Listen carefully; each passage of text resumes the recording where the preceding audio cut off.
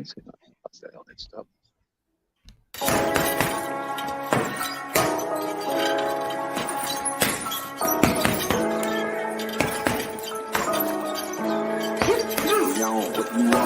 Left jab, uppercut, leave you laid out on the floor. Try to duck and roll, hit and miss. Now you counting stars. Should've practiced more. Should've hit the mask, get out there more. Man, that you're the best. You gotta show me, son. Actions over words, baby boy. Is you real or what? Talking way too much, world come. Back sports, talking way too much, world come. Back sports, talking way too much, world come. Back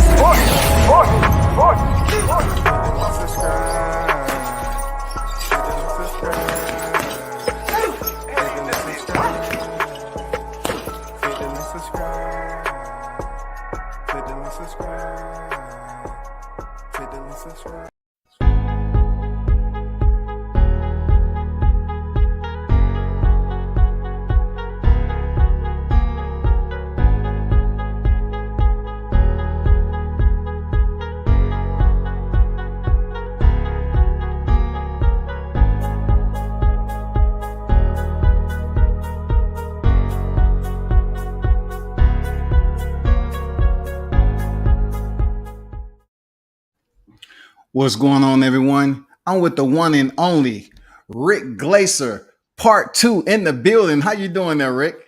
Good. Thank God there's only one of me. I don't know if the world could take any more, number one. Number two is if there was two of me, I might not be on the show today. It might be that guy. So hey, there Rick, you go. you know they love you on YouTube, Rick. They love you, sis. You know, they love you over here. Hey, that's why I brought you back. You know what I'm saying? I had to give some more Rick Glaser love. You know what I'm saying? Thank you very much. I much appreciate it, Scotty. Somebody does. Somebody loves me besides my wife. That's good to know. Yeah, you know how it is. Hey, you've been in the game a long time, and people may not respect what you're doing there, Rick, but you know a lot about the sport. That's what I respect. You know what I'm saying? To me, you're a good guy. You know what I'm saying? You know, we don't do business, so I don't have to delve into that other part. But you know, you're a good guy. You've been a good guy, man. I'm a straight shooter. I tell it like it is. And some people don't like truth, honesty. Somebody that's frank, honest, and upfront. They want to be con-gaffed and bullshitted, and they want to hear what they want to hear. And I don't conduct myself that way. If I conducted like that myself like that, my wife would be mad at me. You know that I was lame, a lame guy, and I'm not lame. So there you go. You're always professional too, man. You're on time. I appreciate that, Rick. You know what I'm saying? I need to get to the biggest topic. I did a live earlier there, Rick, right? And I was talking about the former WBC champion, Deontay Wilder, who I supported heavy during his reign, right? But recently, following his trilogy loss to Tyson Fury, he's been talking about this spiritual journey, you know what I'm saying, called ayahuasca, where you go over there. You know, it'd be good to go over there to Peru and have someone perform a ceremony where you drink this cocktail of ayahuasca. It's pretty much a psychedelic. So my question to you there, Rick, why do you think Deontay Wilder is trying to find a spiritual retreat, you know, outside of him visiting Africa and everything else? What do you think going on? Well, and I hope I'm not offending you, Scotty. This is a little off topic from basic boxing, and I'm not a psychologist, so I really don't know what his reasons are. But it sounds like Tyson Fury did a lot more damage to Wilder than we initially thought. That's what it sounds like to me, because that's a little bizarre. You know, he needs to find himself as a person right now. And I don't think going to Peru and doing anything psychedelic will help him, you know, find the true him. You know, this trilogy, these 3 fights took a lot out of his confidence, his spirit, and everything else. And you know, when you get face planted like that, you know, the first time there's a corner stops the fight, and then you get mad at the corner for stopping the fight, fires the trainer, Mark Breland. Then he gets face planted, and in the third fight, and can't find himself. I don't think. I think he's disillusioned in confidence, and I'm not a psychologist, but I understand the state of mind and the mind state of fighters, and I think his mind state, his state of mind, is in severe trouble right now. So it's, do you think it will ever be a outpatient care for fighters who go through what Deontay may be going through? Being that he suffered two tough losses to Tyson Fury, who is considered, one of the best heavyweights right now. I mean, do you think boxing will have care for fighters like that? In the future? Because listen, hey Rick, I it hope was they another do. boxer. I It was hope they another do. boxer. Yeah, there's another boxer on recently, Stephen Fulton. He fights at Super Bantam, and he was talking about how he was going through things. So just give me your take on that. It seems like the fighters are taking the punishment, but they don't have nowhere to go if they want to seek help. I think that there should always be somebody around the fighter, that the fighter almost has to sign off like a power of attorney, that has power over that person to commit him to do, like, to seek professional. He must seek professional help at a certain point, and Yeah, those kind of safety and those kind of safety issues. And I feel bad for Deontay Wilder. I may not be a fan of his as a fighter, but as a human being, I have compassion, and I have compassion for Deontay Wilder in the state of mind that he's presently in, because I know he can't be in a good place right now. The things he's saying, and what's happened to him. I mean, it would be more alarming that if he did great in that fight and he won and he was at this state. But the fact that he's taking the normal attitude of most fighters upon their demise in the ring. And he's coming out with excuses. He's going to do this. He's going to do that. The truth of the matter is, he should retire, and he should find something else to do with his life that's constructive. Whether it's, going to the state and the county in Alabama where he lives and saying, hey, let's start a youth program. I want to be that person to spearhead it. Do something that's quality, that's something that's good, that's something that can give him some solace to move away from boxing, and something that will pay him dividends emotionally, where he's accomplishing something by working with the youth in the state of Alabama or in his particular county. But he needs to do something besides get hit in the head going forward, because it can't get any better for him now. He's going to have depreciated motor skills. He's not going to have any balance. He's going to have slower hand speed. He's not going to have the resistance when he gets hit. It just doesn't figure. Very, very few fighters ever in the history of boxing have come back from a cold facial plant and become great again. Lennox Lewis was one of them, and Roberto Duran was the other. And those guys are all-time greats. Okay? Those guys are all-time greats. Mike Tyson couldn't do it. Mike Tyson became champ again, but he was never the same. yeah. And he needs to realize that. He needs to look at the history of boxing. He needs to look at himself in the mirror and say, this isn't for me anymore, and move on. But move on to something that he will find fulfilling in life and professionally and emotionally for him. And I think that being a counselor and running a program for the state, in the state of Alabama or in his county, I think will serve him very well going forward. And I also think that if he's going to be on the Hall of Fame ballot in the future, I think if he does that and it makes that his second career working with the youth, I think that'll push people over the top that were borderline on voting for him, that would cause them to vote for him. Okay? Because it's not always what you do in the ring. If you're borderline, it's what you do after. Like, okay, so like Boom Boom Mancini, he was borderline. He was he's a commissioner, boxing commissioner in the state of Ohio. He's been in boxing movies. He does motivational speaking. He does boxing announcing on TV. So it's the combination of all those things that put him in the Hall of Fame, not just his fighting ability as a fighter. And that's what caused people to vote for him. And I think that could happen the same way could happen with a Deontay Wilder if people are on the borderline, on the crust, voting for him. So I think overall, doing something like that with his life and his next career is something that he should really, really look into. And if I was talking with Deontay Wilder, now he might tell me it's none of my business, but at Mm-hmm. least I would have my my 2 cents and tell him how I feel about the situation, because it's not going to get any better for him in the ring. It's just not. That was then. This is now. It's over. Wow, that's deep because I felt just the opposite. I felt him going to Africa and everything and finding out his tribal connection and everything. He should come back because Tyson Fury's his He should come nemesis. You know back what as a I'm saying? human being with all that. He should not come. This is a guy that said, "I want a body on my record." He was Yeah, almost a body. Okay, true. so He wanted to go out on the Shield though. You're right. He wanted to go out yeah, on the Shield. he went out on his shield. And it's a shame, but he needs to find himself with another career now. He really does. He's 36 years old. And when you get face planted like that, only the all-time greats that were genius boxers like Lennox Lewis and Roberto Duran came back from those type of knockouts. So Mm. doesn't happen very often.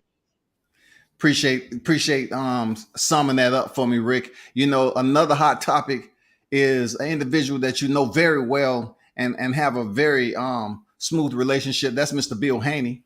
Recently throughout I Smooth, wouldn't say recently, huh?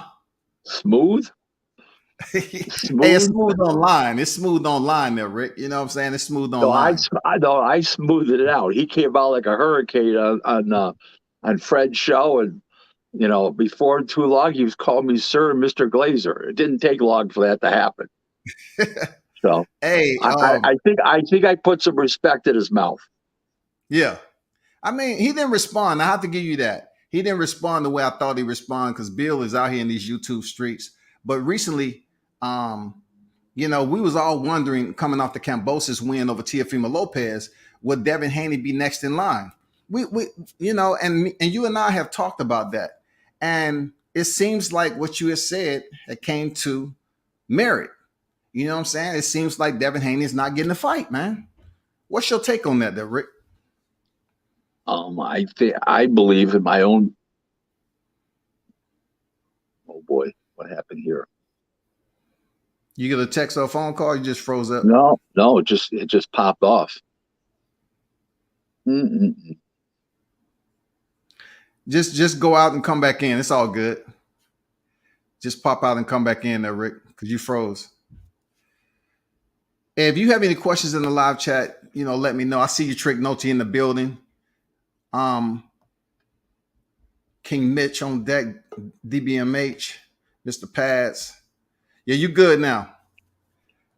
Yeah, going back to the fight, they priced themselves out. They probably didn't want to go to Australia. I don't know. I think they made the price so high. They didn't want to go to Australia, so they made the price so high, what they wanted, the demands, that they weren't able to put it together. Maybe it was done intentionally by them. Maybe it wasn't. I don't know. I just don't know. I can't tell you. I can't tell you one way or the other, to be honest with you. Do you think do you have like some numbers that you think they try to come in with and negotiating with Cambosis? Probably knowing them, 4 to 5 million. He was getting 2 million for his regular fights, and he probably should have got $2.5 million for this fight just for the opportunity. And he didn't look at it that way. Since they have this conceived notion that they're the attraction, and they're not the attraction. Okay, you cannot fight on an app in the beginning of your career like he has as a champion and become an attraction. Doesn't work like that. You got to go to public TV or ESPN cable, general cable, and then go on an app and bring those people with you, or you can go on pay-per-view. Okay, they want to ask backwards. I mean, Who's it's going to be crazy. able to? Who's going to be able to accommodate that? You have the Zone, which doesn't have the structure, and then you have Ludabella, who doesn't have a network. How will he get on PPV with They're Cambosis? right now. They're talking to Top Rank and going on ESPN with Loma for going over to Australia because he Yeah. wants to go over there. He'll take the fight cheap because he believes he can win, and he's all guts and all glory. So he wants the glory. He's got the guts, and he's going there. So you got to give him a lot of credit for that. So Yeah, I see that. I kind of said that on my live. I say Lomachenko feels that he can beat Kambosos, but they trying to sign a contract for 2 fights?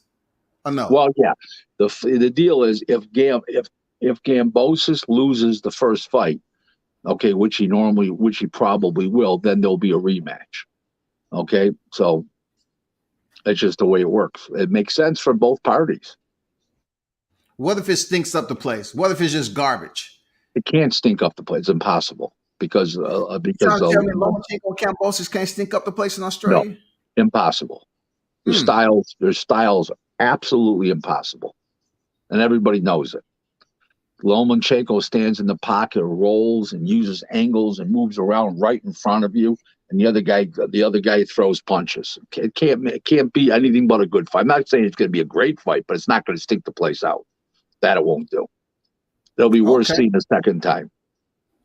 What do you think when Lou DiBella had put it out there that Eddie Hearn's returned? They returned a counter, right? And Lou DiBella replied that it was ridiculous, insulting, and preposterous. Do you have understanding of what he's talking about?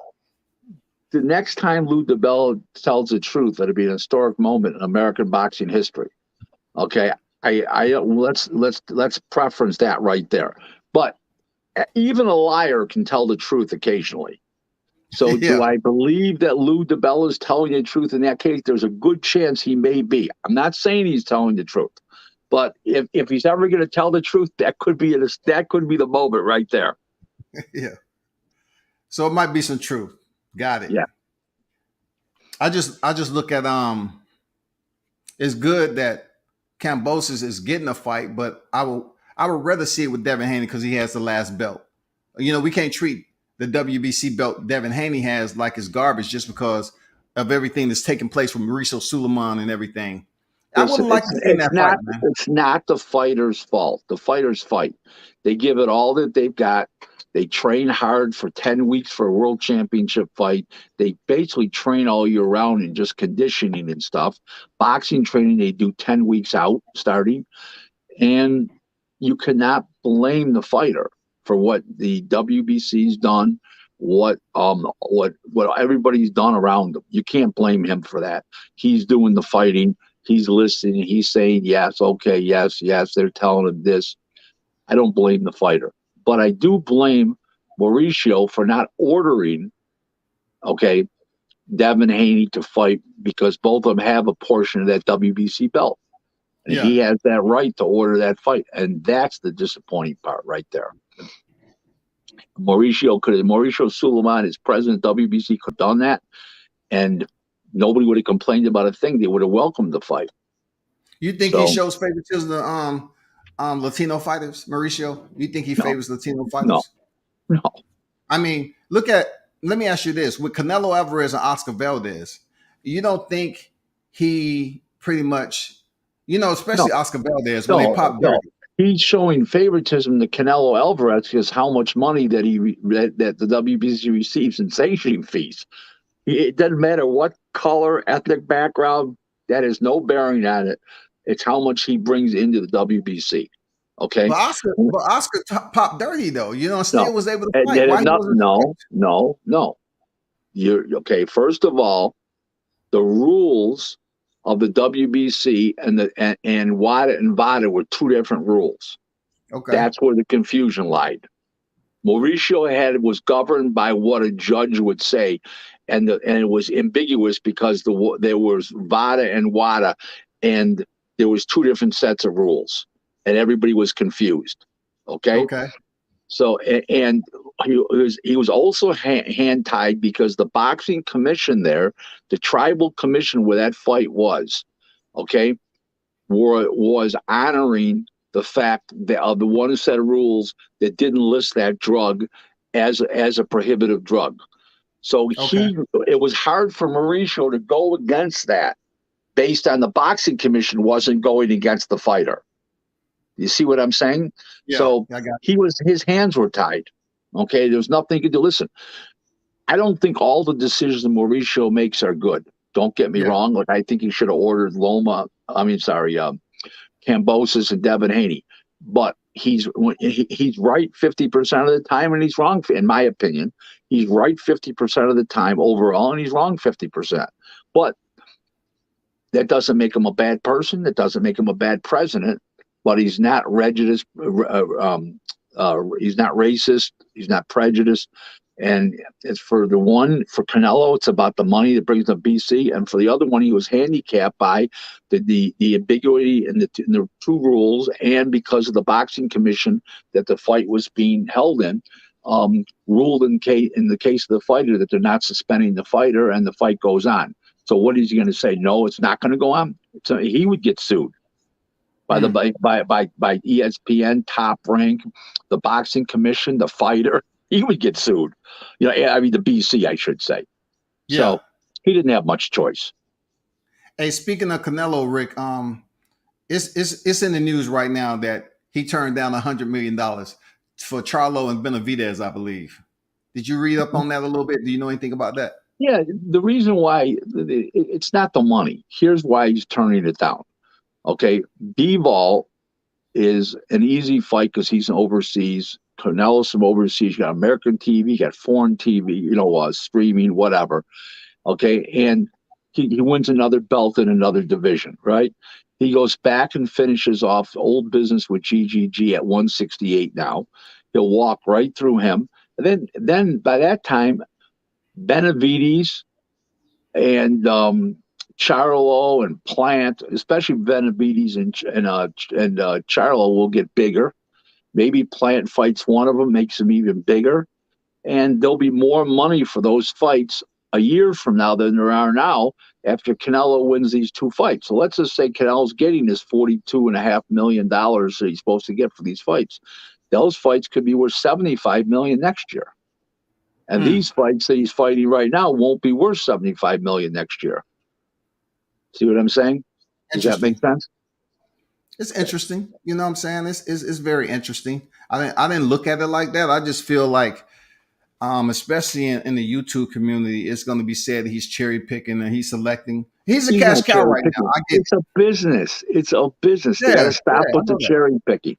He's going for new titles, new legacy with the one. He's going to finish up old business with the other. Then he's going to move on to the Charlos and the Benavides and those guys. Somebody needs to fight Plant out of those two to make that fight even bigger. One of those two guys need to fight Plant, probably Charlo, because Benavides has got a very good following. Charlo doesn't have the following. I mean, him and his brother only did 77,000 homes on pay-per-view. That doesn't exactly set the world on fire. And you think Keith Thurman and Mario Barrios set the world on fire a little spark? No. I mean, I was being nice when it said slightly under 40,000 because that's what it did. I was trying to use the word 40 and not put, in the high threes, which it really did. But what are you going to do? I mean, it is what it is. Why do you think it was drivel? Why do you think it just dropped a little drip here and there on the interest of the boxing fans? Why do you think it's just didn't hit the way it's supposed to with Keith Thurman being? First of all, it had 10 things against it. I mean, how many? First of all, one guy lost his last fight to Pacquiao 2.5 years ago, been inactive, hasn't fought. The other guy got knocked out by a 35 pounder in his last fight. Yeah. Okay. Got knocked out. And it's not a pay-per-view fight. It was barely a main event on Fox. It would never have been a main event on HBO in the old days. My God, it would have been a co-feature at best. So tell me this, Rick. So you think PBC is pretty much desperate with putting on, mediocre fights on PPV now, being that they might be mediocre, they're bad. So these are that fight right there. The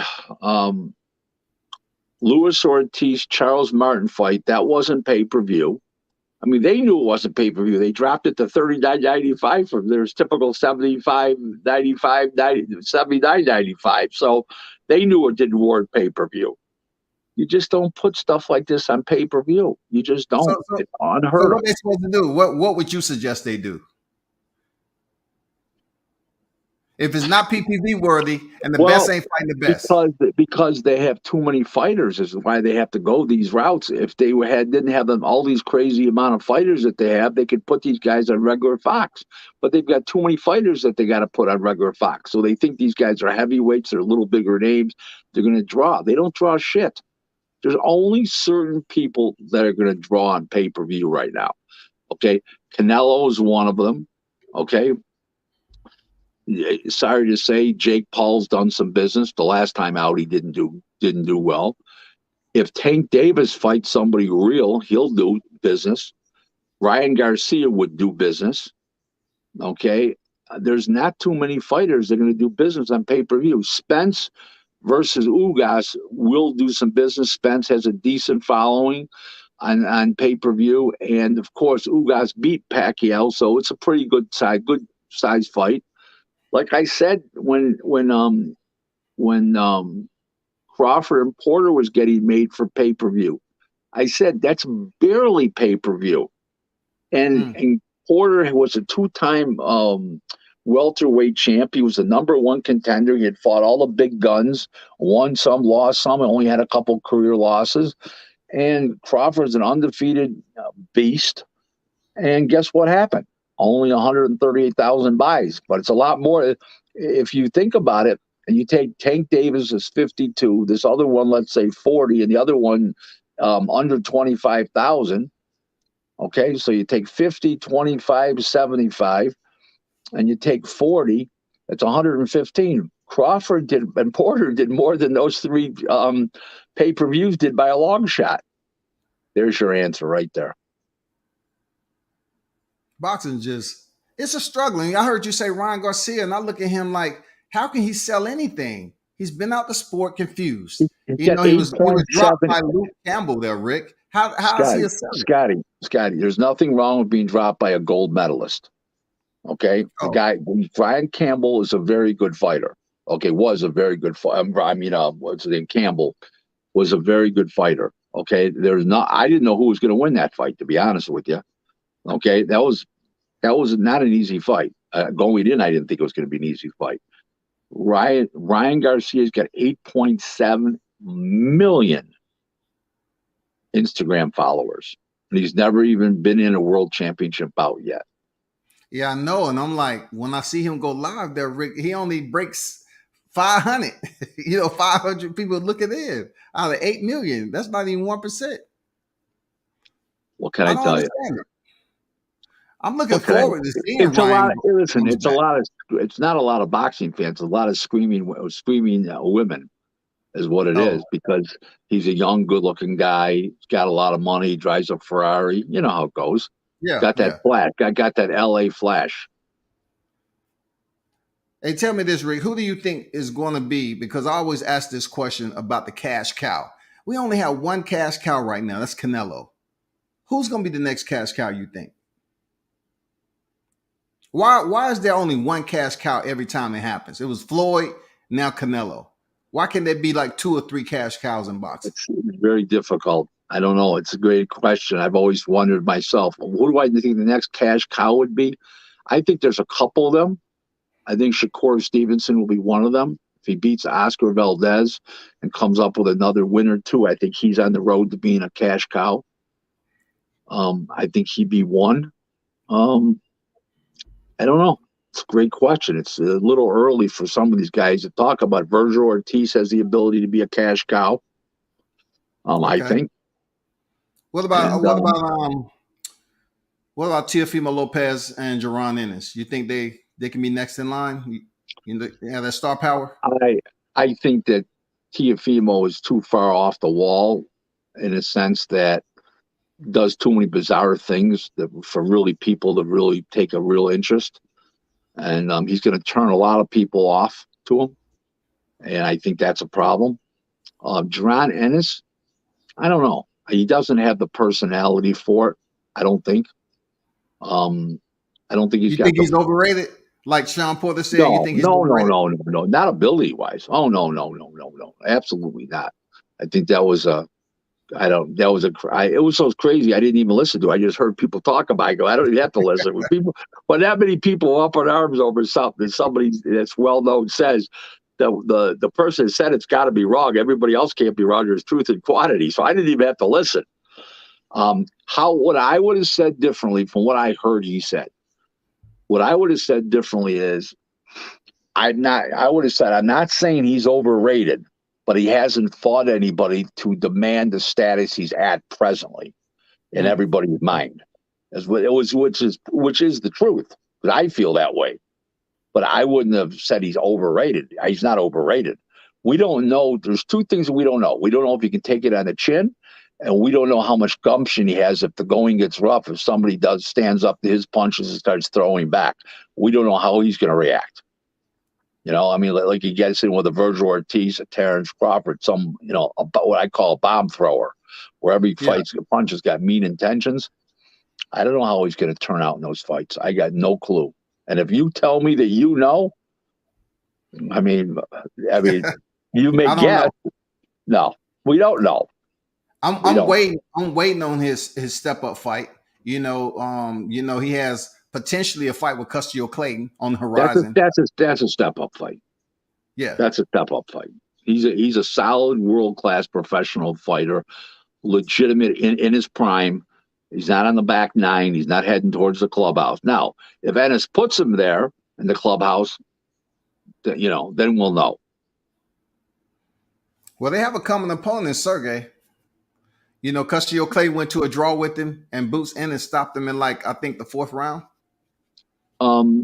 Doesn't mean anything because of the fact that one is a known puncher and one of them boxes and is more of a ring technician than the other one.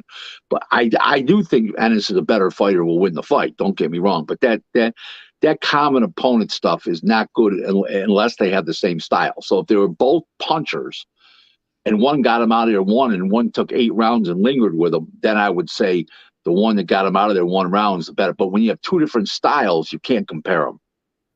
Okay, you just can't do that. It's not a fair comparison.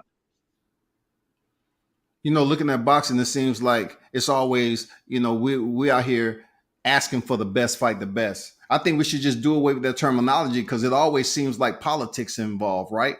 When are we going to be clear of this? No, when are we going to be able to see the wrong. best fight, You got it wrong. It's politics. Politics, okay. It's politics. The hocus pocus. The best aren't fighting the best. It's a shame. Crawford fought the best guy available that would fight him in Porter. He wants to fight the best. They won't fight him. I can't get mad at him. How can you get mad at Crawford? He's the consummate professional, undefeated world champion. Works hard, loves his craft, loves to fight. He's a real fighter. Mentally, physically, emotionally, he's got fighter written right across his forehead in big bold letters. I want to conquer the world. I've conquered what I can conquer. They're not allowing me to conquer the rest. That's basically what he should be saying right now. Hey, are we punishing ourselves, Rick, thinking that if Errol Spence goes in here and wins against Shadinas Ugas, we're going to get the Terrence Crawford Spence fight? Are we just punishing ourselves? You're punishing yourself greatly because it'll be Thurman. It'll be Thurman. Yep. Oh, Thurman against the Errol Spence fight. Yeah, or it might be Cody. It might be Cody Crowley from Canada versus Spence. It could be while Thurman gets another tune-up bout, something like that. But it won't be Crawford. This is what I'm going to tell you about Crawford right now. If Al Heyman thought that Thurman or Spence or Thurman would fight Crawford, he would have signed Crawford up already. They don't want to fight him. That's why he's not signing him. Now, if let's say Ugas beats Spence, just for the conversation here, not saying he's going to. And then Ugas beats Thurman, which is if he beats Spence, he's going to beat Thurman for sure. Okay, then he might have to make either he makes Ugas and Spence again, or he's got to go sign Crawford up and fight Ugas because Ugas means nothing. So there you go. Interesting the dynamic there, Rick. You know, we got a lot of hope and dreams on that welterweight division. We've been talking about this fight forever, you know, and it seems like we're still not going to get it if Spence defeats Ugas. You know what I'm saying? We just heard also the division up from welterweight. Jamel Charlo, he was really close to getting that unification again in the rematch. Brian Castano pulls out with a bicep injury. Well, he You know, had the fight. That pulling out's a different issue. He yeah. didn't almost have the fight. He had the fight. Whether he's injured or not's a different issue. Well, I'm talking But about being on stage and showing up. You yeah, know, let's see what happens. They're talking about it. It may not be next now. He might have to do a mandatory, Charlo or Castano. I'm sorry, Castano might have to do a mandatory. Let's see what happens. Maybe they get it worked out. We'll see what happens. The heavyweight division, Anthony Joshua, Alexander Usyk. Do you have confidence to say that Anthony Joshua can regain his titles, or he's done? I have no confidence at all. Zero. Should have changed trainers. Should have taken a tune-up out, two of them, like back to back, real quick. And again, southpaws, knowing you're going to fight a southpaw, okay, and then fought him with the new trainer, fighting two southpaws, regaining his confidence. He didn't do anything as such, and he's going into the teeth of the lion, as far as I'm concerned. I say the same thing, but you know, they call it hating on the YouTube community. I just always thought that Anthony Joshua was overrated, and to see him get done the way he did for a second time, because he looked bad against Andy Ruiz, and he looked bad against Alexander Usyk. He proved this in the first Andy Ruiz fight, and he proved it when he beat Andy Ruiz. He's got no mental fortitude whatsoever. When you're looking at a physical specimen. You're looking at a guy with fast hands, powerful. He has no mental resolve. That's why he was stopped in the first fight with Ruiz. That's why when he fought in a rematch, he moved around an awful lot. It was a whole different game plan because he had no confidence, because he had no no fortitude. And then when he fought Usyk, he basically gave up a good way through the fight, and he resolved to run in second. That's what happened. He's got no mental fortitude, and I think that's going to show up again in the rematch. I think he's proven what he is mentally, very weak mentally. So he was pretty much a protected fighter coming up over when Eddie Hearns had the master plan to get him the title. No, because he was on the deck versus Vitaly Klitschko, and he came back, and that was no easy fight. You know, he was in pretty tough. I wouldn't say that. Dillian White was no in retirement though. Rick, what's that? He was kicked up on the rocking chair. Vitaly was doing this in the rocking chair. It doesn't matter. He can still punch. That's the bottom line. He could still punch. He was on the deck. He wasn't protected. He was brought along like he was supposed to. Protected is that's not protected. Protected is two steps down from that. I feel he was signing up for ARP like me and you, Rick. No, not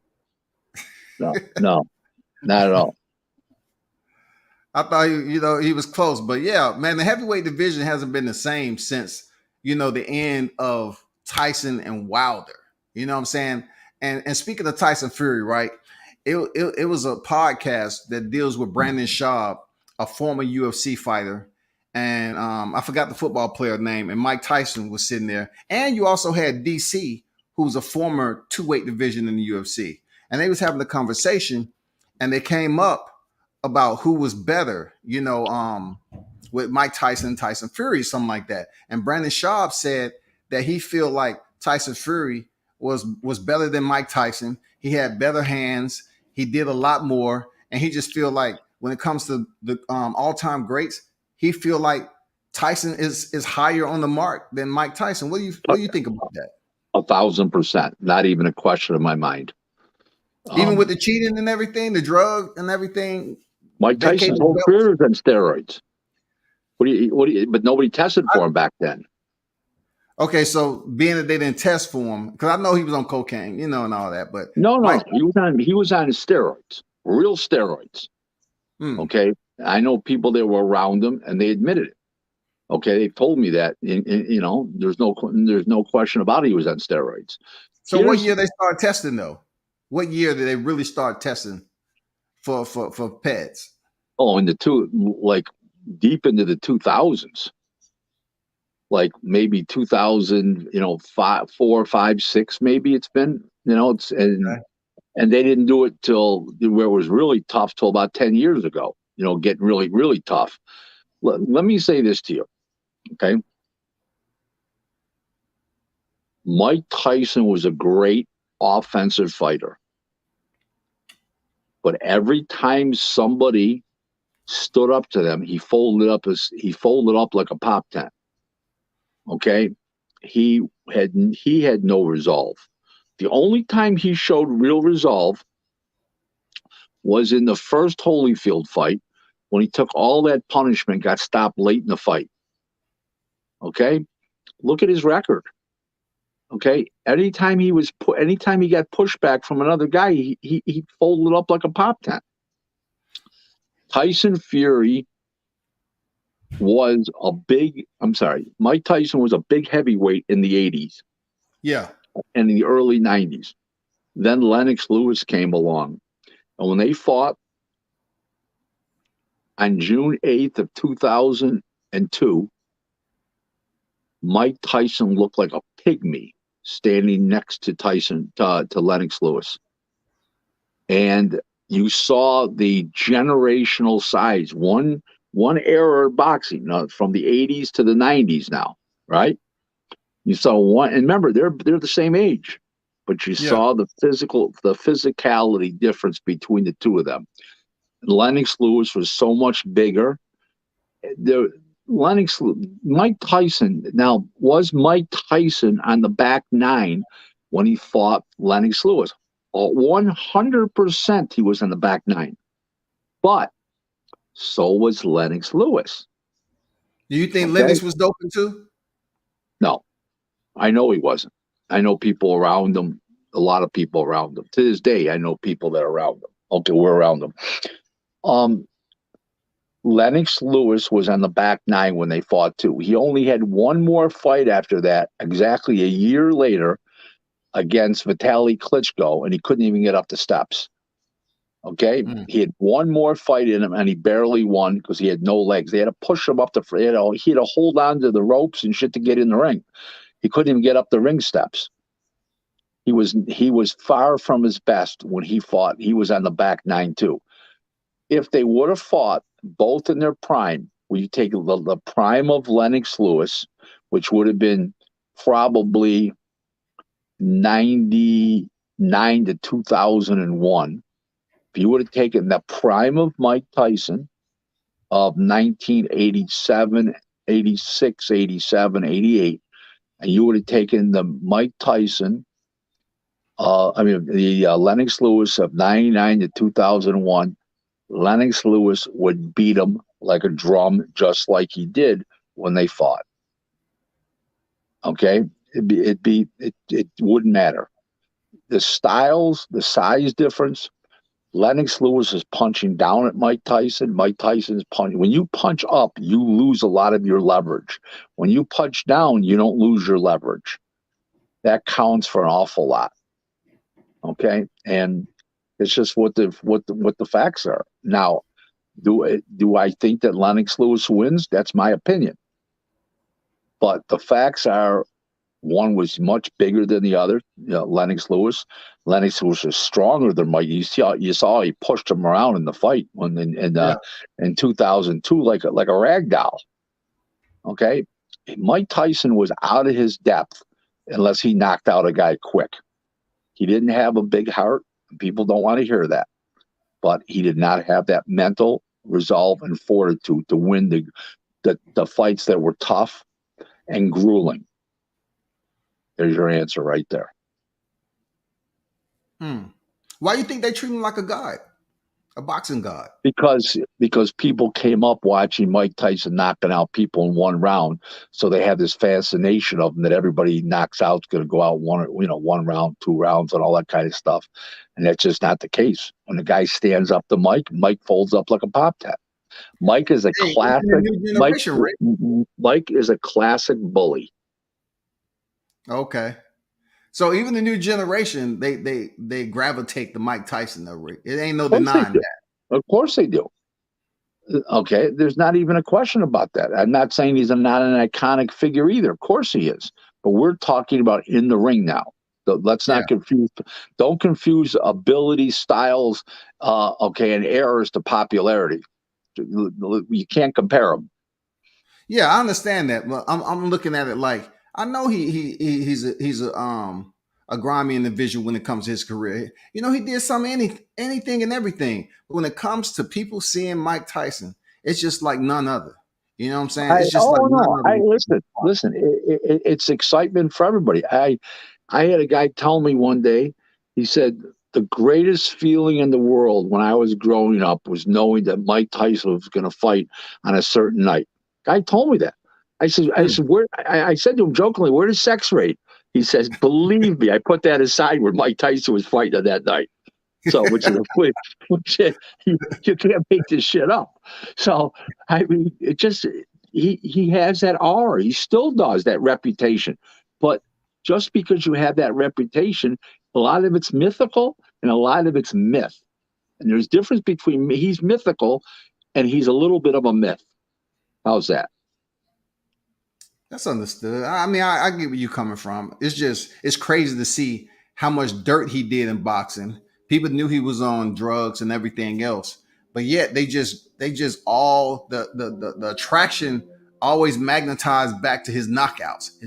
But like you said, he did fold up when he stepped in with the big opponents, the well-known opponents. You know what I'm saying? Yes, Holyfield too. even not even wait, even listen, Buster Douglas is just a German heavyweight who got a shot that was supposed to be an easy fight. Look what happened. At the end of his career, he lost to Kevin McBride, who never won another fight again. Yeah. Hey, I've been wanting to ask you too, Rick. Hey, Muhammad Ali and Leon Spinks. For some reason, I've been seeing this fight pop up on my news feed, right? So he was 6-0 when he fought Muhammad Ali on the back end of Muhammad's career. Right. Do you feel that Muhammad just gifted him a title shot and then say, okay, I'm going to get it back in the rematch? Because there's no way No, he would have no, beat no, no, Muhammad no, Ali. no. What happened was no. What happened was this is what happened. And they needed a guy who was a foil on the other side and an undefeated Olympic gold medalist. Remember, this is '78. He won the gold medal in '76. Leon Spinks, and nobody thought they looked at him as undersized. They didn't think he had a chance. He wasn't a puncher. They thought Ali would play with him. Flip the jab out, move around, little showmanship, and play with him, and Leon Spinks come out like a ball of fire. That's all there was to it. It was How can it you was get the fight with very little experience, though? He was 6-0 or he was something like he was an Olympic gold medalist. I mean that. Okay. that right there qualifies you for big things or big. Listen, Davey Moore didn't even go to the Olympics because of the boycott by Olympic boycott by the U.S. by President Carter in '80, and here he won the WBA Junior Middleweight Championship of the World, I think, in his seventh fight in 1982. And he didn't even win a gold medal because he wasn't able to because the team didn't even go. So those kind of situations are afforded in very rare circumstances.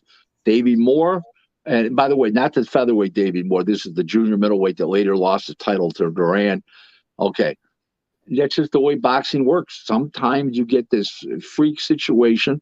They had a guy over in Japan that won a world title maybe Korea it was, can't remember, but he won a world title in his second pro fight. He retired. He 4-0 for crime's sakes. So it happens, Listen, Hey, Lomachenko was 1-0 and he fought for the world title and he didn't win in his second pro fight. There you go. But I thought he but got robbed. But but that's he beside had the point. several. But Rick, let's be honest. He had several professional fights before he would wanted them to be recorded. You know what I'm saying? He came in acting like that was his second professional fight, but he had other professional fights that they didn't want recorded, man. No, and he didn't want to record. The boxing commissioners would not allow them to be recorded. They didn't look at that World Series of boxing as real fights. It wasn't nothing to do with him. Oh, so they didn't consider the World Series No, boxing to no, be real no, fights, but they no, had because real it was boxing. run by an amateur organization. The EA, ever what those initials are.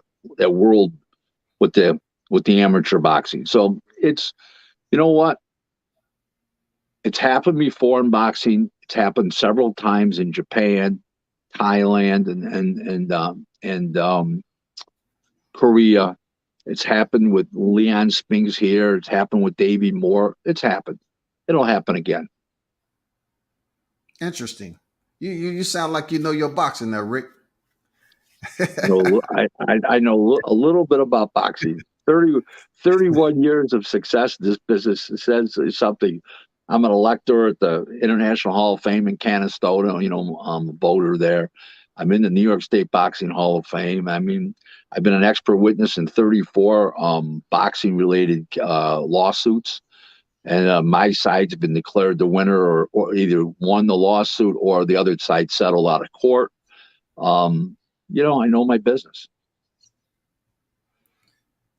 I know you're about to wrap it up. I have a couple more No, questions. I set aside an hour and a half. We got till 6:30 Eastern time here, buddy. You can't. What I got to say, you can't cut short.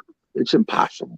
Well, let me ask you about you and Freeway. How's that relationship going business Oh, wise? it's great, What y'all got on the great, horizon? great. Well, we don't have anybody fighting till the end of March. I don't know the exact date. We had a couple setbacks because of the COVID, because the local shows were canceled. That these young 2-0 and 3-0 guys we got were on the shows, but everything is good, and we're moving along. We have a great relationship. I talk to him multiple times a day. There's never a coarse word between us. I respect him. He respects me. We're both old school guys. We're a year apart. Well, we're almost 2 years apart. He just turned 62. I'll be 64 in April. He just turned 62 a couple weeks ago, and I'll be 64 in April. So we're close in the same age bracket. He's a great guy. I have nothing negative to say about him, and he's just a fantastic guy. Everything he says that he's going to do, he does. He's one thing about him I don't like. Okay, it's more funny than anything else. Okay, Yeah. you could be trying to tell him something real important, and he'll say to you, "Oh, I got to take this call. I'll call you right back," and he will call you right back. But here you're in the middle of your train of thought, and boom, he's got to take another call.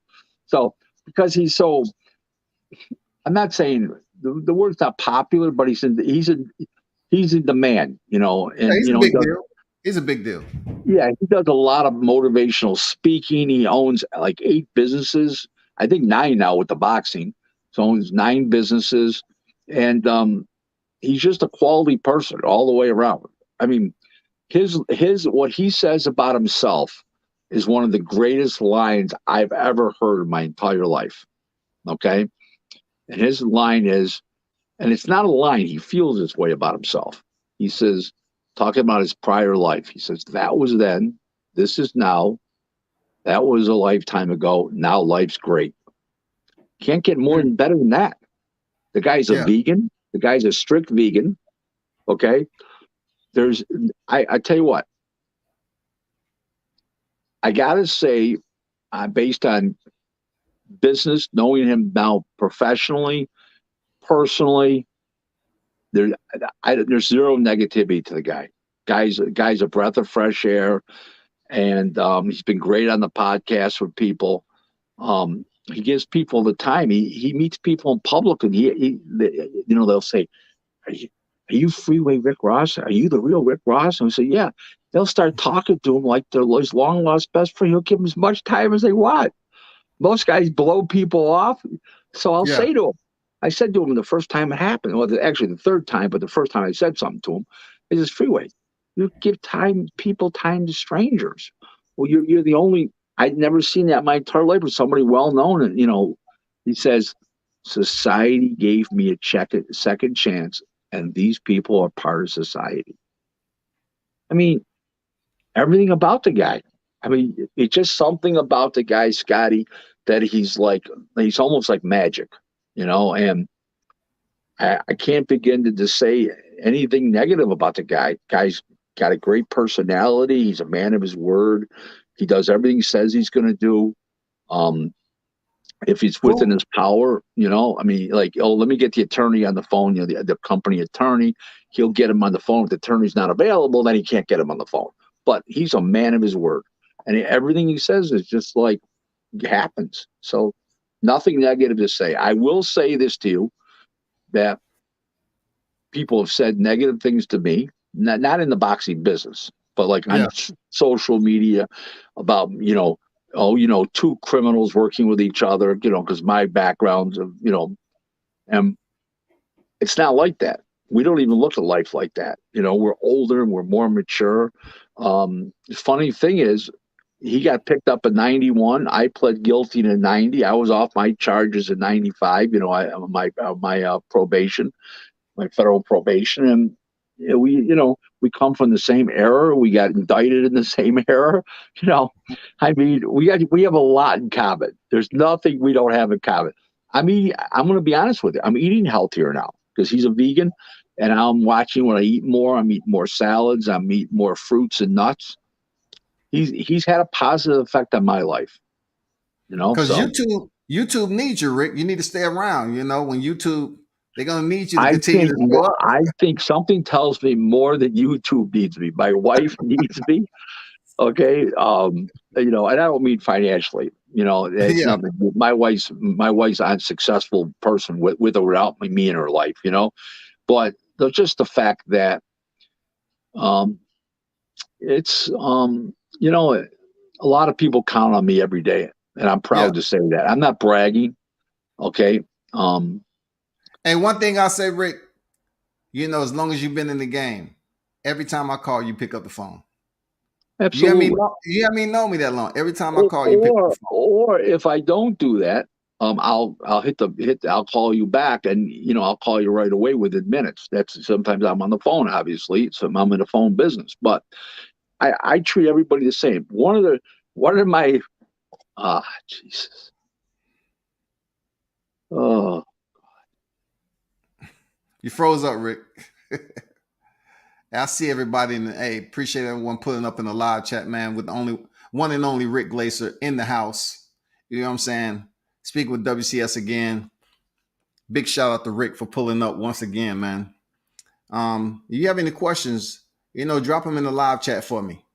sorry about that. I don't know. Oh, no It's I problem. don't I don't. It's not my phone. It's got to be Zoom. It's got to be the StreamYard. Okay, I believe it is. What basically speaking is how life works. Good people find each other. It's number one, and you're in people's lives for a reason. Okay, I'm not saying God put anybody there. I'm not going there. I'm just saying to you, good people find each other. People find their water level, and quality people find each other. My wife and I found each other. We got married both late in life for the first time.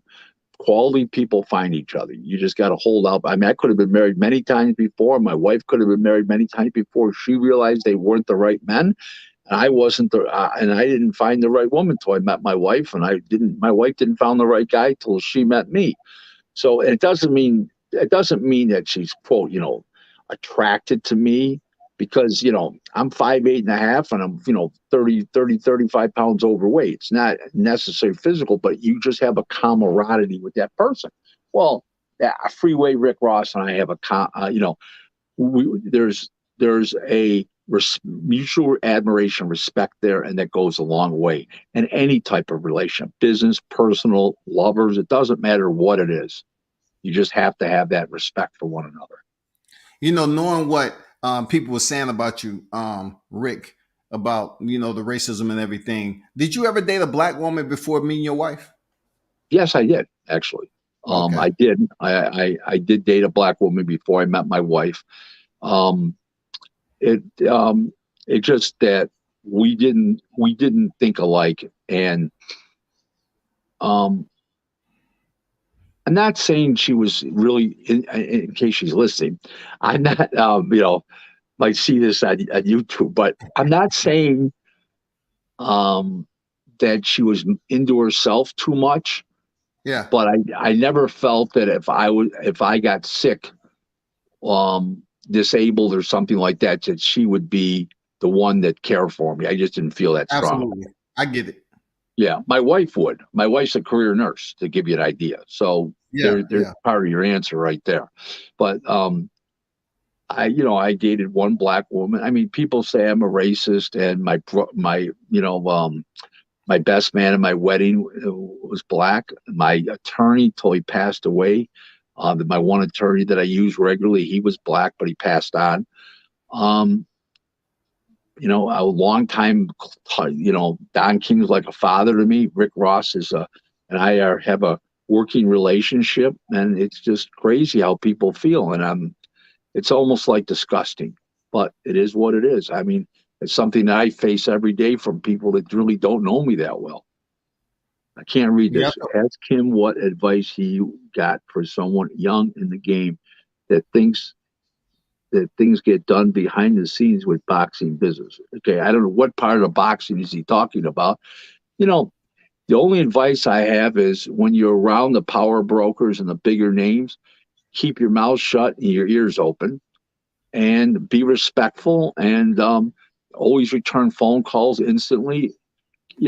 My father told me when I was a kid, the two greatest things in the world is your mouth and a telephone, and use them wisely. Okay. I said, Dad, Okay. what about brains? He says, listen, he says, that all comes hand in hand with experience, but use that mouth and use that phone. And that's what he told me. And that's how I've always made a living. When I was in the automobile business as an automobile dealer, as a wholesaler, I bought most of my cars over the telephone. I didn't even go out and look at the cars, so just the way I conducted myself, I knew who to trust and I knew who I was, doing business with, and I could do that. And I've always, conducted myself, by phone in a great manner. And I believe I convey a great message, no matter what I'm talking about or who I'm dealing with. And I really feel I convey a great message on a daily basis. And how I conveyed that message of racism, I don't know. But to give you two examples about the people calling me racist. One example was that they at a talk show once, they said, who's going to win? Spencer Crawford on a podcast. And I said, Crawford. And some guy writes in the bottom, see, you're racist. I said, why am I on the thing? I said, why am I racist? He says, Crawford fights for the white man and Spence fights for the black man. Meaning Aram and Heyman.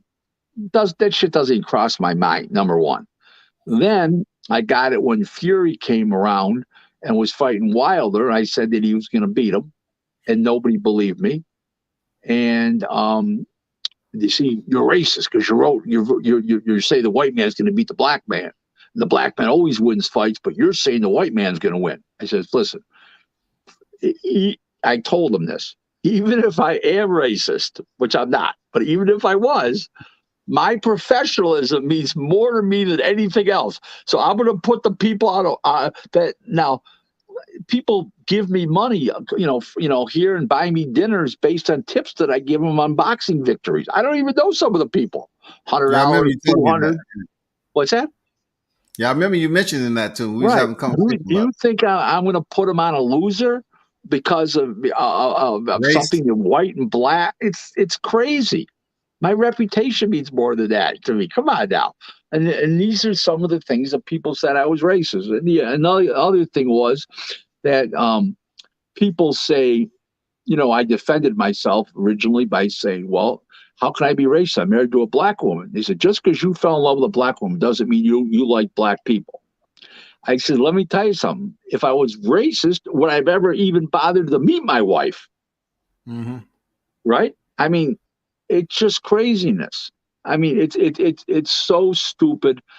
I mean, it's just, I hate to use the word ignorance or ignorant, and I hate to say anything bad about people that I don't even really know as human beings, but come on, please.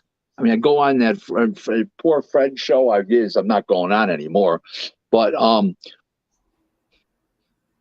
they come across everybody says that I'm racist. It's just crazy. Okay, they call you racist, Rick, because it gets under your skin. Well, I don't know.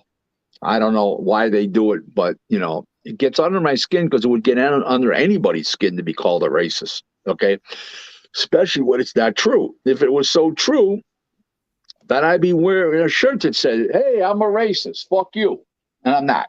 So there you go. That's always going to be the conversation. I mean, look, it's so much rhetoric that goes on YouTube. You know what I'm saying? I mean, this place you can have cliques of individuals that think alike, and their whole focus could be Rick Glaser, and all of them are going to come at you and say that you this, that, and the other. But yet Well, they never had a conversation with you outside of YouTube. You know what I'm saying? They never listen, had a conversation. you and I have talked off the show. Okay, I have had my wife right here when we've talked. She's chimed in the conversations, right? When Don King and my wife and Freeway Rick Ross to have when they hear that people think that I'm racist, they howl. You should hear Don chuckle when he hears, "Motherfucker, you're the last guy that's racist, motherfucker." He says, and he was talking about when this gentleman died. His name was Leak or Leaks. I went to his wake with Don. It was in Brooklyn. Um, a black man who ran the New Amsterdam newspaper. Are you familiar with that newspaper? No. Okay, it's a black newspaper. Um, and I was there and stuff like that. And Don says, "I asked you if you want to go. You don't have to go. You're going to be the only white guy there." I said, "I'd be proud to go." I mean, I don't understand it. It just, I hate to say that you have to prove yourself you're not racist. How do you prove a negativity? It's pretty hard. Or disprove a negativity. It's pretty hard to do. People get certain things in their head, they get off the friggin' beaten path, and you're like, no matter what you do or say, you know. I mean, the one thing when I went on the show one night and I said about the Fred, my wife told me to tell you I had my Black eyed black eyed peas. peas and my cornbread.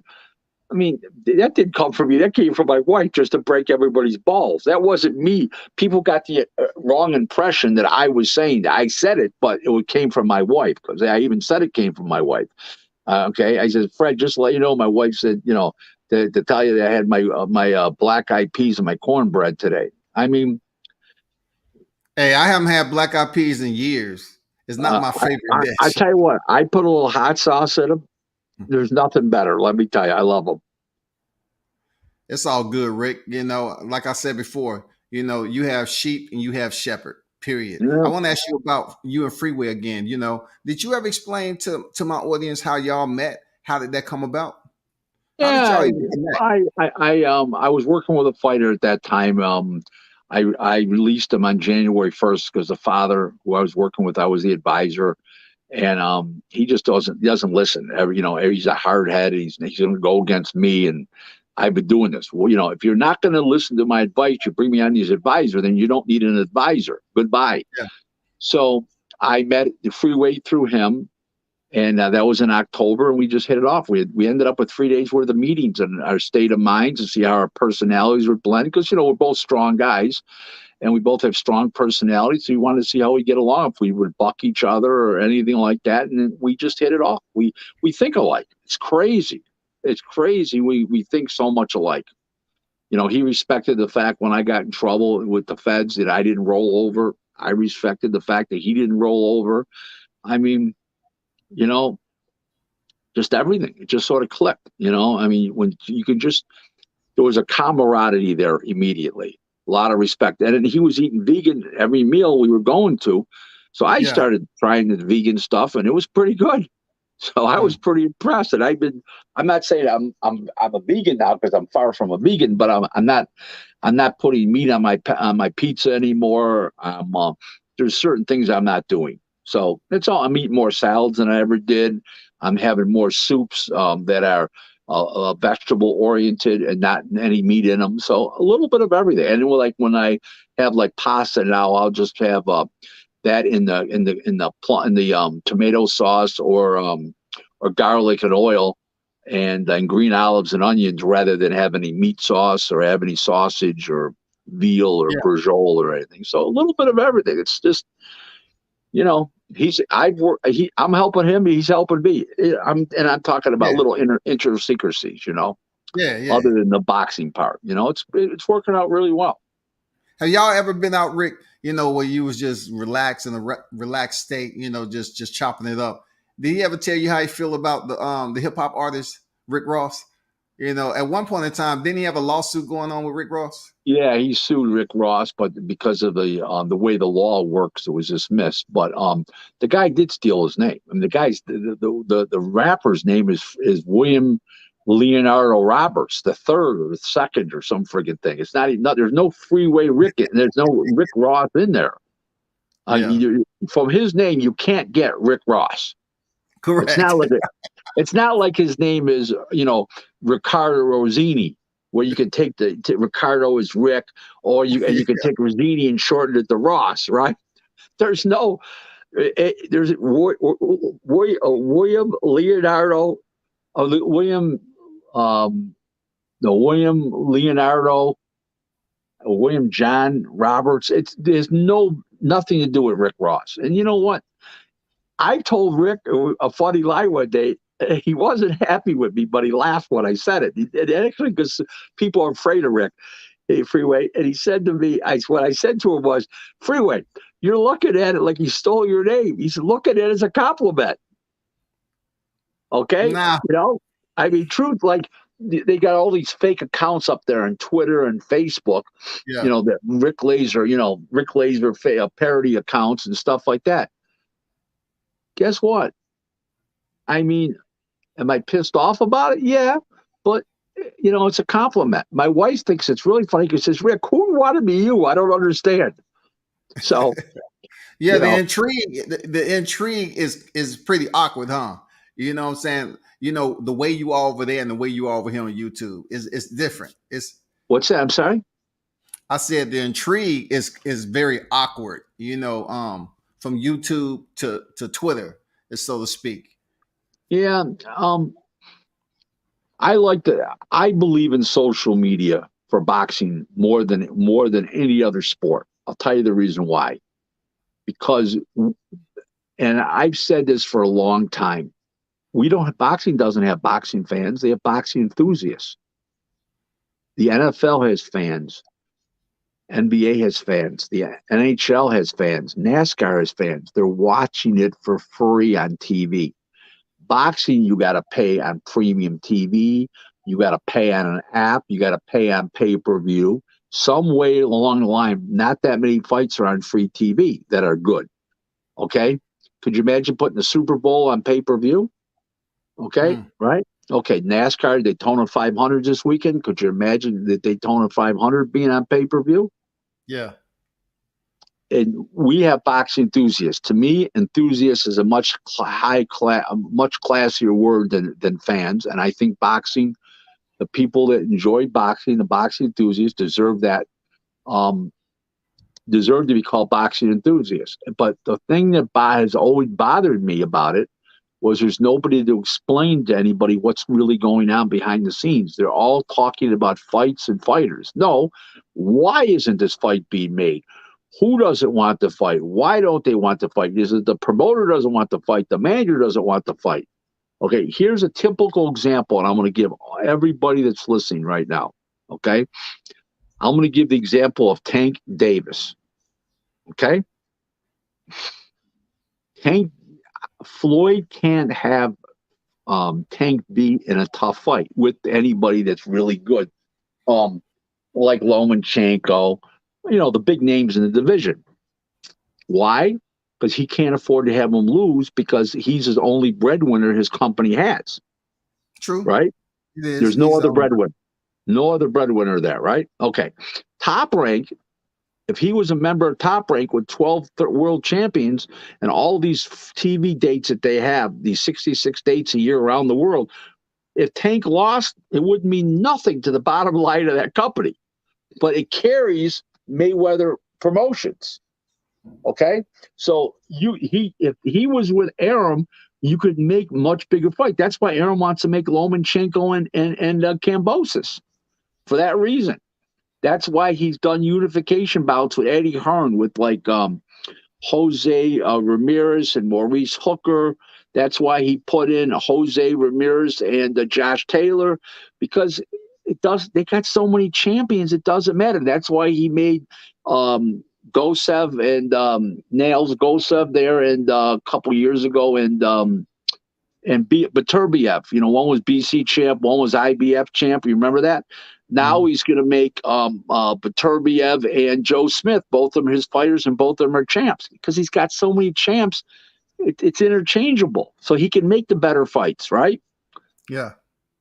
Floyd can't do that. I don't have a problem with Floyd protecting, from a business standpoint, of protecting Tank, because I understand it. From a fan standpoint, I'm mad.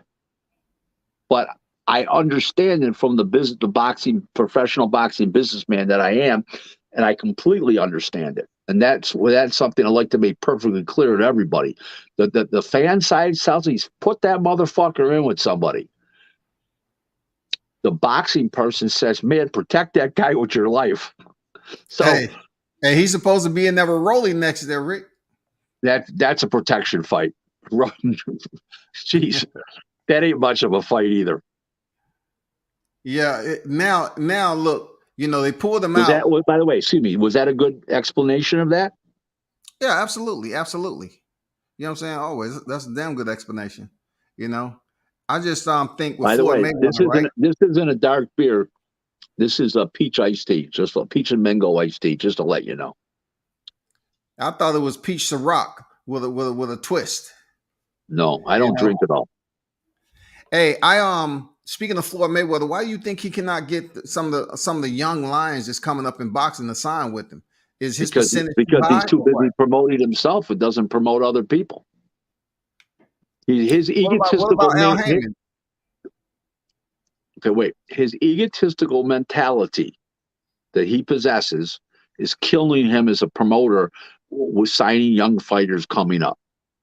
Okay. Now they might be enamored with Floyd, but then they start looking at things and they say, man, he's out in front of this, he's doing that, or he doesn't show up at all. He's in Hollywood, he's in LA, he's in Miami. You can't have that. You can't have that. How about Al Heyman? Do you really want to fight for somebody when you're an 18, 19-year-old kid who you can't even meet and you never see, doesn't come to the fights?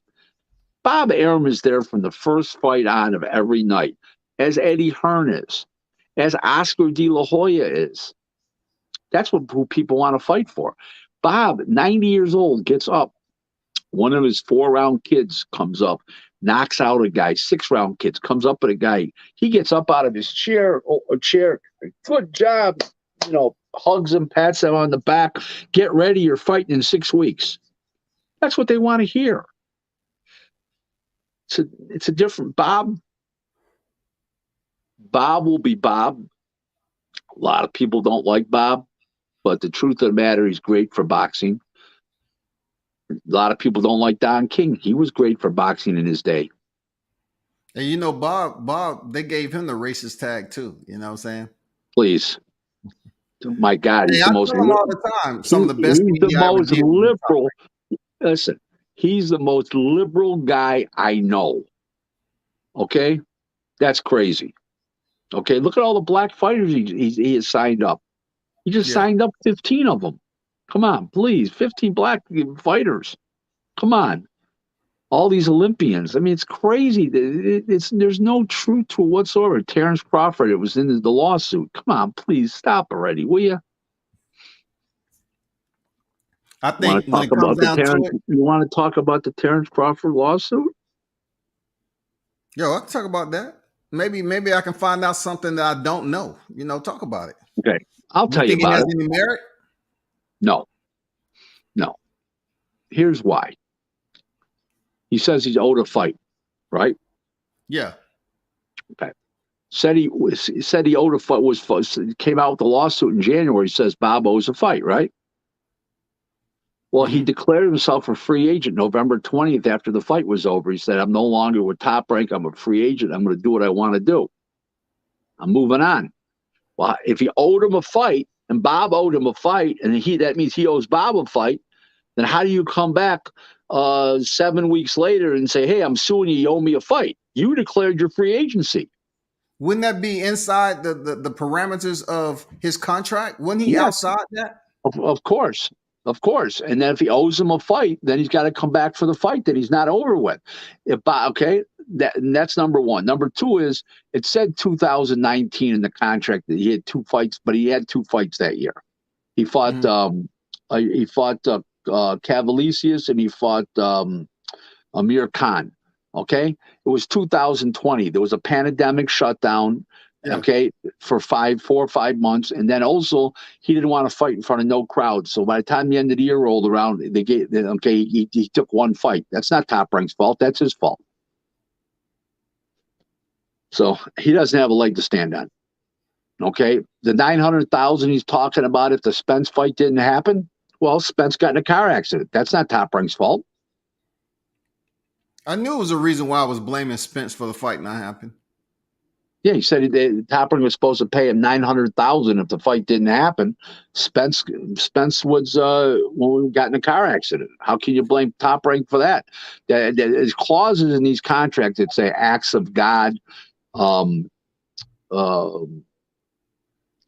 kinds of clauses. Stoppages, work stoppages, acts of God, and a car accident's an act of God. This is what I want to know. Let's just say he extend past the time where his contract was supposed to expire, right? In 2021, right? So you saying he should have went, past that and came back for a second fight. So what arrangement is that? Not a second fight, but a fight after Porter. He should have said. Yeah, I'm saying a fight after Porter. His contract was done after Porter. That's what he says, but now he says he comes back and says, "No, you owe me a fight. You can't have your cake and eat it too. It's one or the other." Yeah, I understand, but would he have to re-sign or something with Bob Arum for 6 months per se? If Bob Arum guarantees, no, he don't have to. If the court says, "Hey, you got to give him a fight," if they do that, then he's got to go fight for him. He doesn't have to re-sign with them just for that one bout.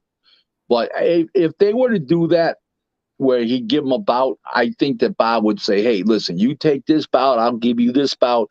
You take this, I'll do this," and work it out on a new contract. It's not that irreversibly broken, because don't forget, Crawford co-manages fighters with Bomac, Brian McIntyre's trainer, and they're all promoted. There's several of them, and they're promoted by Top Rank. Yeah, we all know that. That's what people were saying, criticizing Crawford for basically leaving a promotion for which Bomac actually has a working relationship with. Right. So, there's so many, and he's advised by people from overseas that have Fury and Josh Taylor. They also advise Josh Taylor and Fury. So there's a lot of moving parts here, and I don't think the lawsuit was definitely the right answer. I don't see it that way.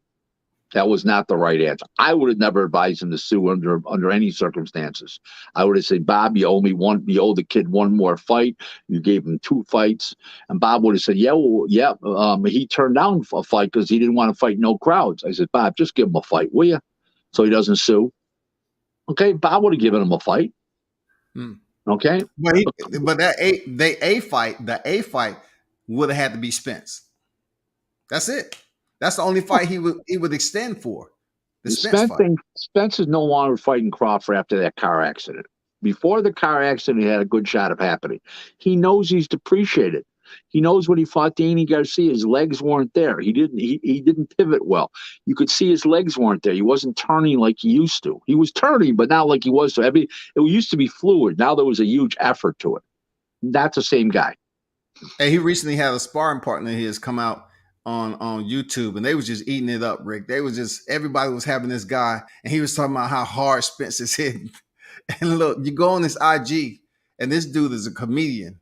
You know what I'm saying? He's just a comedian. I don't know. Who, you know the guy's name? Yeah, Jarvis Shepherd or something like that. I never even heard of him. Yeah, we didn't either until he jumped on YouTube after doing a live. Listen, all these people that always stick up for Earl against Crawford, I call them Earl sexuals. I hashtag Earl sexuals. That's what they are. They're not gonna like you anymore for that, because they despise me on what I say about Errol Spence, But listen, I'm not running a popularity contest. The only one that has to care to like me is my wife. Other than that, I let the cards fall as they may. I Come on, really you got hope some 7 more minutes. organization You got 7 more minutes here. Come on now, pick it up. Hey, let me go back to a question that was up here by Hoover. He said, "Is it true Heyman is very difficult to work with?" Well, it's difficult in the sense you don't get to deal with them.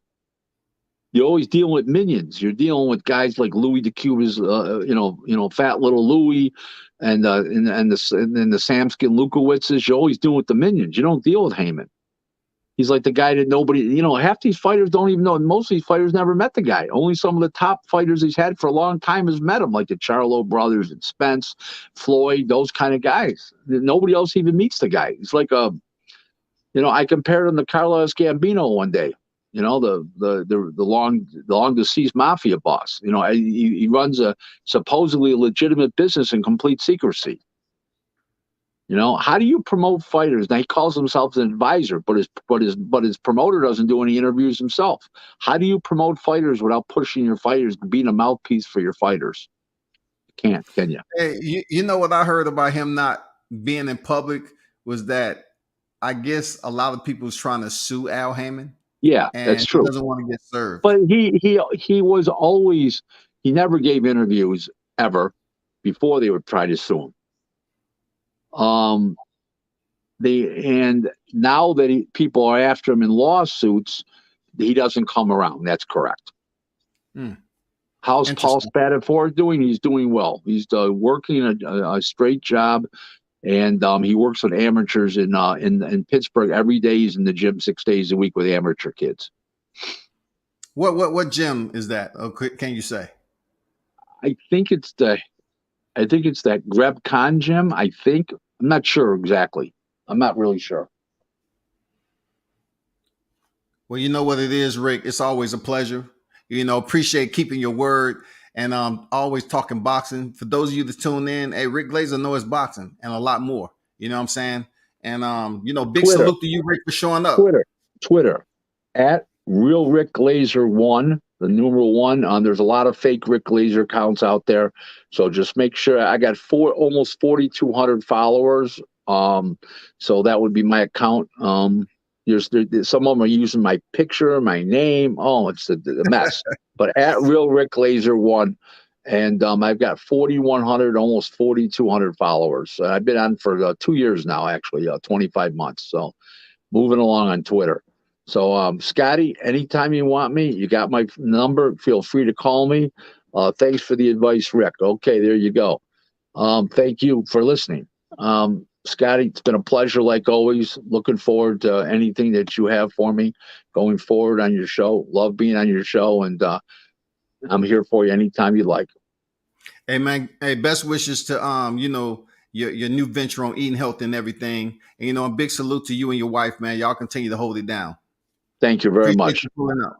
All right, then, Rick. Thanks. Hold that up.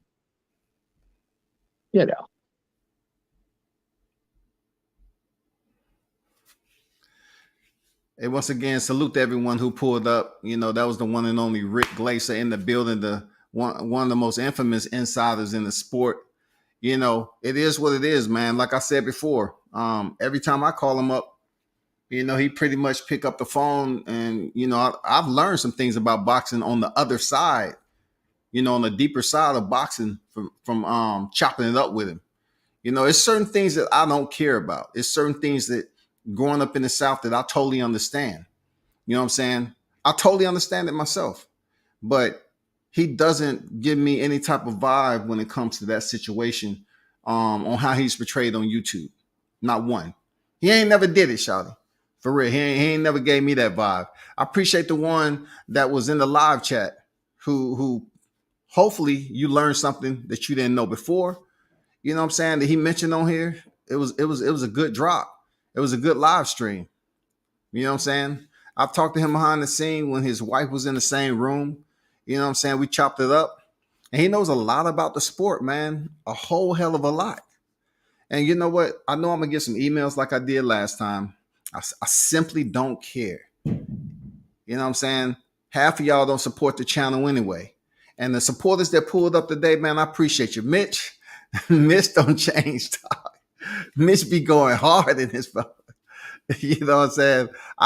Hey, it wasn't for me to put, the look, I want to, but if it would have been on topic, cool. But it was just your opinion. You know what I'm saying?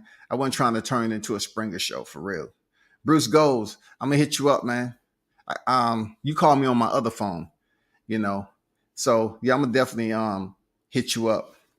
Showtime Shot News, man. Once again, appreciate my brother pulling up and supporting it. Darius Graham said, Silas King on deck. Salute to you, bro. Darius Graham said, Errol beats Crawford. Has Errol been dropped or hurt? Hey, put it this way. It doesn't matter if he's been dropped or hurt, right? What his opinion was that he's not the same fighter coming back from the accident. You know what I'm saying? So that's just his opinion on what he perceives Errol Spence's condition to be.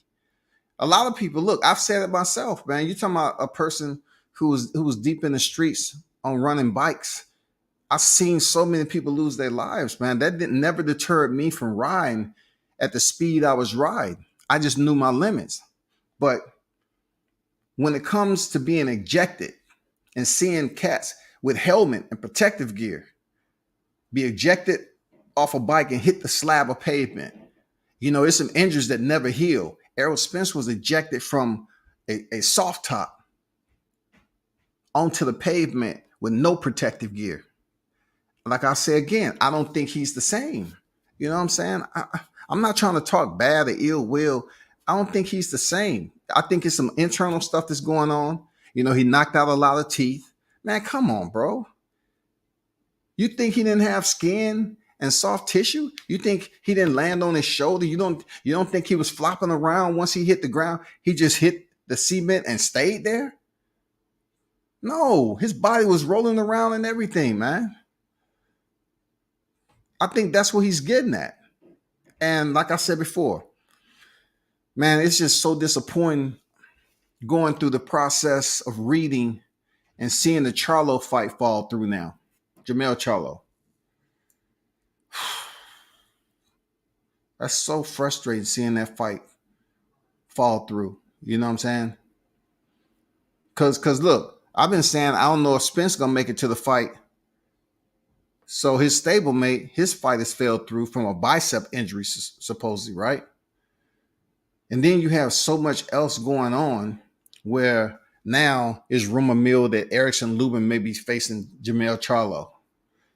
I mean, what's going on with the fight with Sebastian Fundora? I just have to do a little bit more research on that. I don't know what to give you. Silent King said, good stream, WBC. I don't agree with everything he said, but good interview. Yeah, you don't have to agree, man, but as long as you learn something,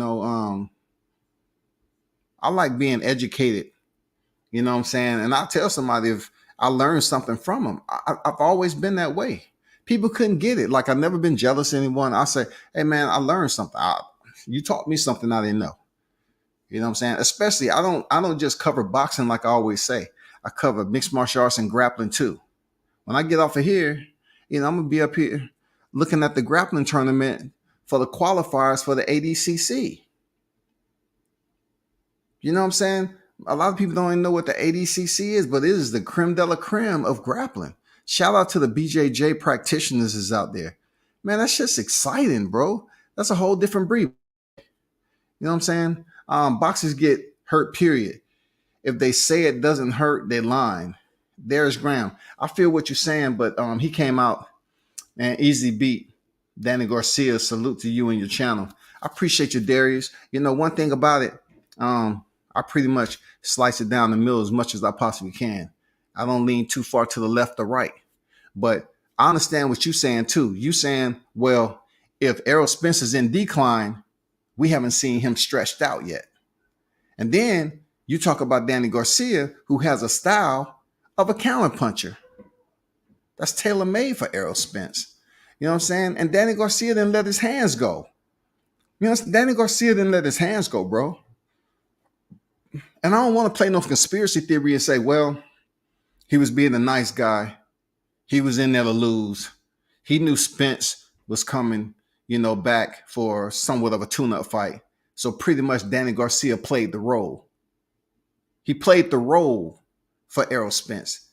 Because what happened after the fight? Danny Garcia said he moving up to 54. Though he haven't made that move yet, it seems like we may potentially see Danny Garcia at 54. You know what I'm saying? Opinions are always misjudged, bro. Sometimes people don't even listen to what you say because they don't like you. They don't even freaking like you. You know what I'm saying? They don't want to listen to what you said. They don't even like you, period. So whatever you have to say, it can be very informative and shit. But they say, nah, fuck that, man. I don't like that. I don't like that dude. I ain't listening to nothing you got to say. Showtime said Rick got over 30 years in the game, a lot of knowledge. Hey, I be soaking that knowledge up too, bro. People have to understand, man. They're sheep and shepherds. If you can't stand for yourself, you can't stand up for yourself. If you don't want to stand up for yourself, what direction you think you're gonna go in? You can't just be a follower of sheeps, man. Everybody sound alike, look alike, and they just rotate in a huge pack. No one with real leadership skills will take you in the direction you're trying to go until the shepherd comes over here and say, hey, we're going that way. Boom. He instructs the sheep to go that way. The sheep just following one another. I'm not a sheep, nor do I give a damn about what people say about me interviewing Rick Glaser. Or whatever I do on my channel. I do what the fuck I want to do. This channel is self-made. My shit is my shit is trademarked. This shit is brought up. I don't give a damn if I don't do 100 views. I don't care. I appreciate the ones that's sitting over here in the live chat. They the real ones. Look, you know the good thing about having the numbers I do when I go on live is the fact that I know damn near everybody in my live chat.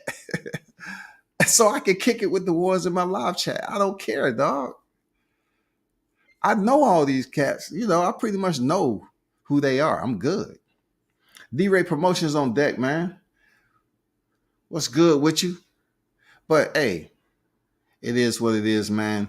I'm glad y'all enjoyed the live. And if you think he don't know his shit with boxing, you sadly mistaken, bro. And then the shit you that's going on behind the scenes that you're not gonna get, like we're limited. There's a restriction on how deep you can go from this YouTube stuff. You know what I'm saying? You can read every article, and you're only gonna have a certain amount of space before you get to your what? The boundaries, the outer perimeter. You need access to go past that outer perimeter to learn more information. A lot of people don't have that. But the ones who do, they like, yeah, my source, I call my source and it's credible. Look, you ain't the only one with sources. A lot of us got sources, dog. We get on the phone and we chop it up too. You know what I'm saying? But look, they look at the ones who saying they got sources with the big numbers. And they look at me. I don't put it out there, but I say, hey, I got sources I deal with too. It's all good. With the 10 people that's in the live chat, 11 people, it is what it is, man. But I was disappointed, to be honest with you. I was fucking disappointed. To hear that Charlo fight drop out, it made me pay more attention to Amir Khan and Kell Brook this weekend.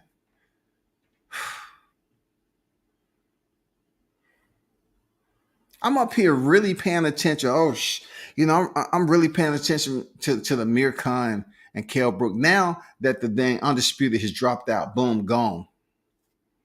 For now, it's done. What else do we have to look forward to?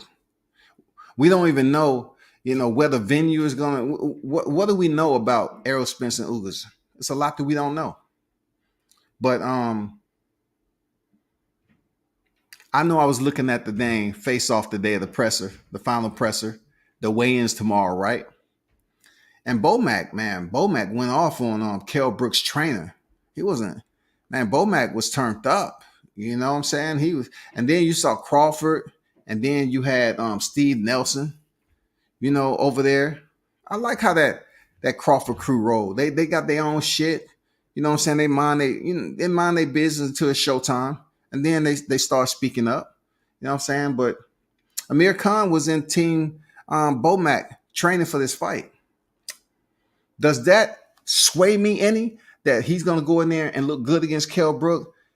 I don't know, man. Like I say this before, Amir Khan has a condition that Bomac is incapable of changing, and that is being born with a neurological defect. When he get touched on the jawline, that switch turns off and he's out. I believe Kell Brook can knock out Amir Khan. Real talk. I truly believe he can knock Amir Khan out. It don't matter if Bomac trained him or not. It doesn't matter if Buzz, my guy, you know what I'm saying? I believe Kell Brook, you know, he's already plotting and scheming. He's saying, I might come in over. You know, they penalize him.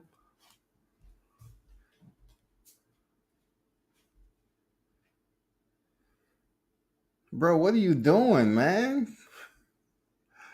I swear, like, these kids, man, I swear, boy. Wait till I'm done, man. Do you need to get something right quick? I mean, I'll cut the camera off. Go ahead. Y'all hold on for a second. Go ahead, man.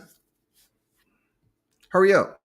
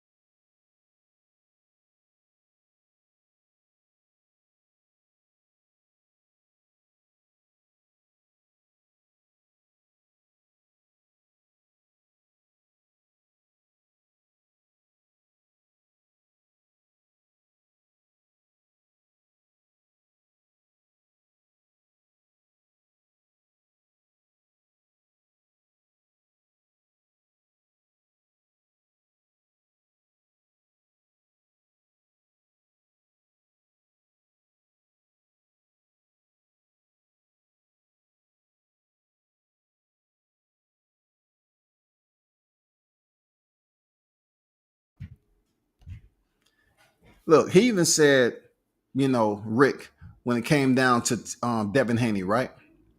He said he thought that they would never want to go to Australia, and then now he's believing that they wanted like 4 to 5 million. Now, of course, I don't know the fine details of the numbers, but that fight seems like it's far from being done.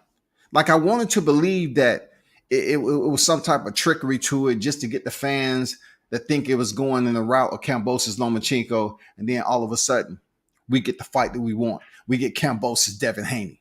You know what I'm saying? But the way it's looking, I don't know, man.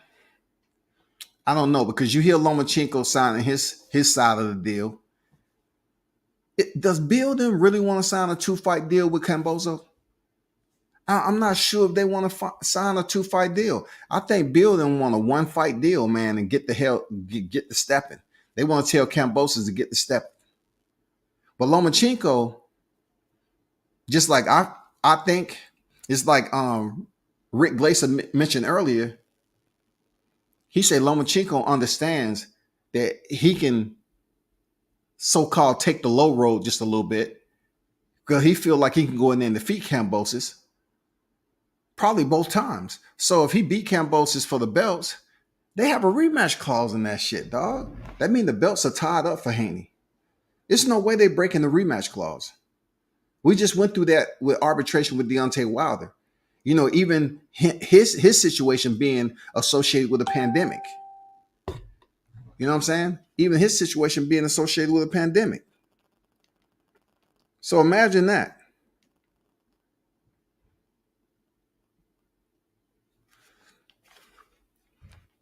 Imagine that. They have a rematch clause, so that's going to take up the whole 2022. I don't know what else is gonna be there for Devin Haney for real. If he doesn't get this fight with Kambosos and Lomachenko is the man next up, and he defeats Kambosos, then he has another fight guaranteed. I don't know what to say. Now you might want to think about relinquishing the belt and move up to 140. Seawood on deck, man. What's good with you, Seawood? The business of boxing is disrupting the floor of the sport. It is what it is. You know, Seawood, to be honest with you, bro, right? I'm trying my best not to. Look, I do have that mentality just a bit, bro. Just a bit. I'm not trying to have it as a natural occurrence when I'm speaking to my audience like I don't give a damn. I still give a damn about boxing, but not the way it should be, because it just seems like the hocus pocus of everything keeps rearing its ugly face. You know what I'm saying? It may come in looking a different way, but at the end of the day, it's still deception. It's still the abracadabra effect. It's still the hocus pocus. It's all the dang trickery and the puppetizing of the media. We think this fight gonna happen. No, he fighting that person. You know what I'm saying? And then the fight happened. It's a damn controversial decision. You know, the shit never stops with boxing. It never stops. What if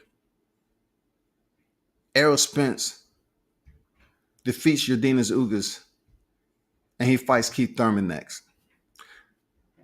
Automatically, what's embedded up here when it comes to this boxing shit, people are going to start blaming Crawford because he's not signed with anybody. How are we supposed to make the fight? How is that supposed to happen? It's Crawford's fault. That's not true. I'm not sure we're going to get that fight if he indeed beats Yordenis Ugas. And to be honest with you, I don't think Errol Spence is going to defeat Yordenis Ugas. Like, it doesn't matter. Listen to me. It doesn't matter how many of y'all come up with these lives and y'all project the Bud Crawford fans of feeling or thinking a certain way. I am me. Don't group me with people I don't know. I know certain Crawford fans, but I don't know it like you all putting on your thumbnails.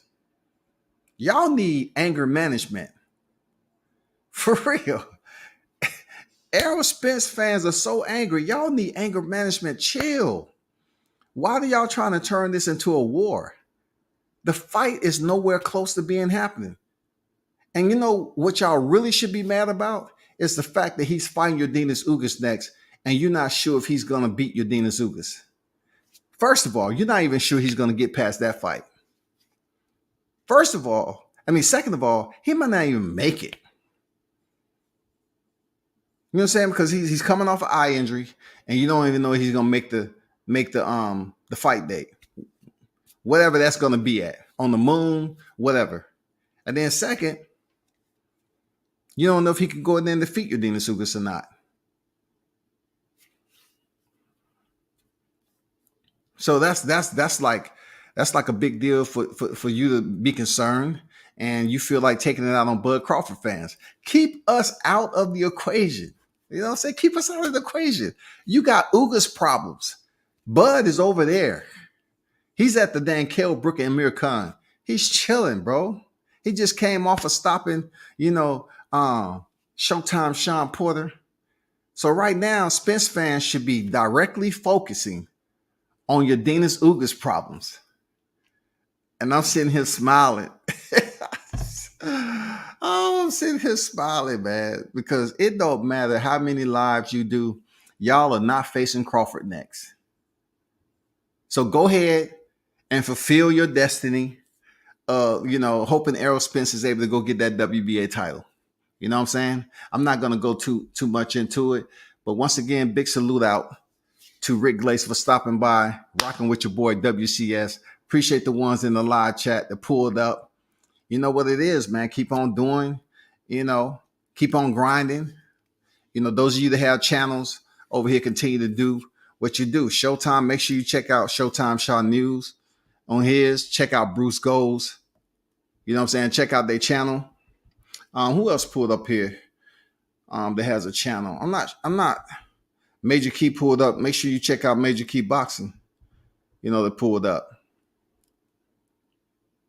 And all the regulars like King Mitch, Andrew Charles, you know what I'm saying? Showtime, Silence King, appreciate you. You know, I have, look, hopefully no one didn't feel some type of way, but the people that tune into my channel on a regular basis, when I have interviews, yeah, I'm gonna pop they comment up there. That's just, come on, man. If I see you for the first time, I'm like, you know what I'm saying? I'm not gonna say I don't, but I'm just saying, like, support the channel, man. More than once or twice a year. I appreciate you. Turn up and tune in to World Combat Sports, man. I'm out.